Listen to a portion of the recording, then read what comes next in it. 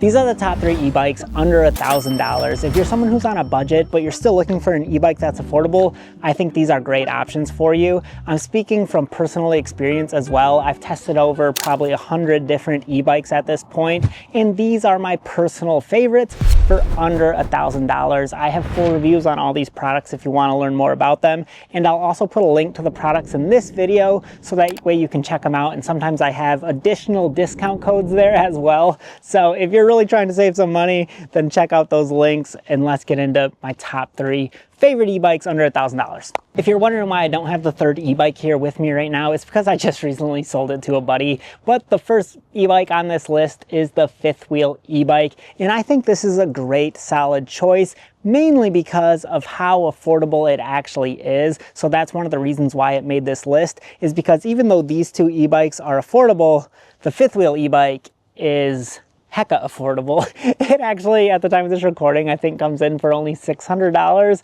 And so getting an e-bike for that price is just pretty remarkable. And here's the thing, I actually really enjoyed the riding experience. I wanted to hate it, I wanted to dislike it because it was so cheap, but I found it to be super comfortable. I loved the seat, I thought it was very squishy and soft, and then it also had front suspension which helped to just glide over bumps, and then I felt like the e-bike was kind of like a medium size, so it felt really easy to manage and maneuver on it. I could zip around my neighborhood no problem at all.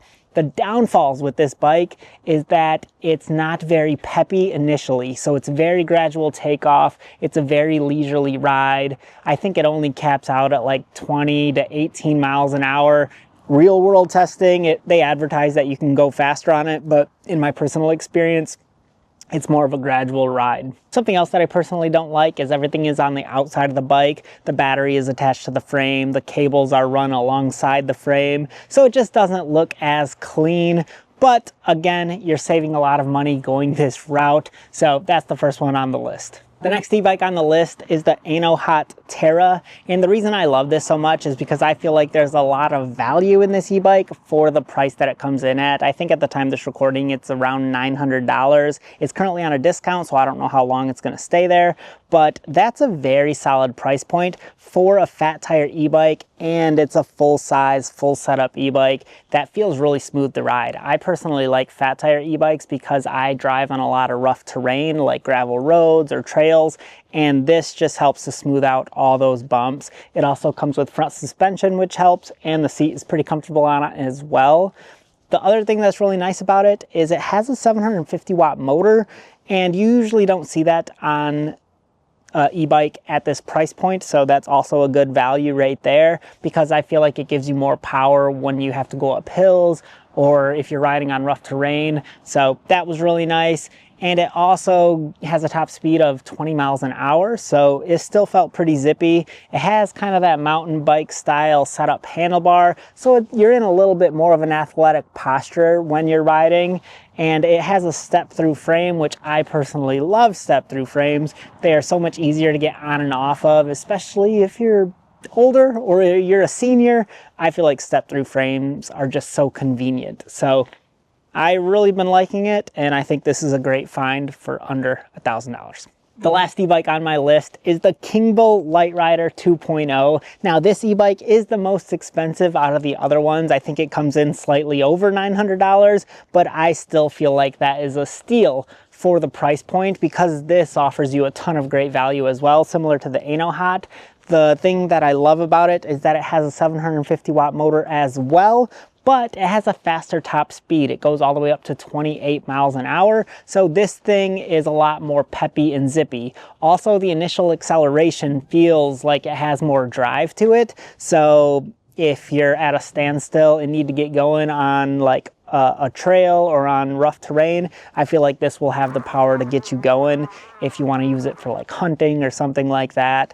I also like that it has a step-through frame. It makes it very convenient and easy to get on and off of it. But then one of the nice features about this bike is that it's completely foldable. The handlebars fold down, the frame folds in half, the pedals fold, and that way you can store it in the house a lot easier, or you can actually take it with you, toss it in a vehicle, and go on a trip with it, and you don't need to buy an e-bike rack. So that's really nice if you don't have an e-bike rack.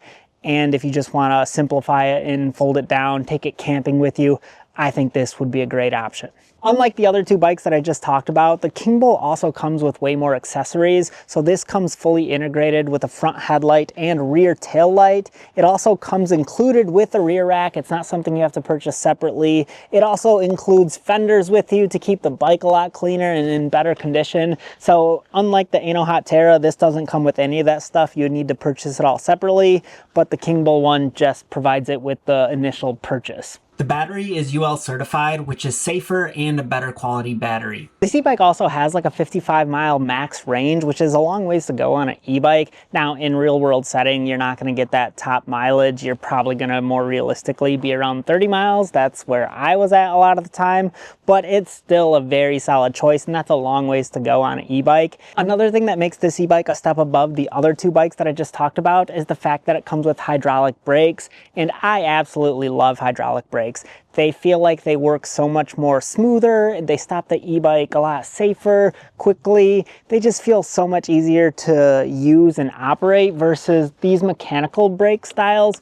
Feels harder to squeeze. You're constantly adjusting the cables. It just doesn't feel like top quality. So when you're going really fast on a heavy e-bike, you want to be able to brake safely and smoothly in a short amount of time, and I feel like that's what hydraulic brakes will get you. So if that's something that you care about, then I think this is a good option for you. So there it is. Those are the top 3 e-bikes that you should get for under $1,000. Again, my favorite choice is the Kingbull Literider 2.0 because it comes with all of the necessary features that you're going to want, and it still comes in under $1,000. So if you're looking for just a solid all-around product, this is my pick for under $1,000 right now. But who knows, maybe I'll come across something new in the future that I'll like more than these, and I'll be sure to make an updated video letting you know my top picks. So there it is. Have a good day.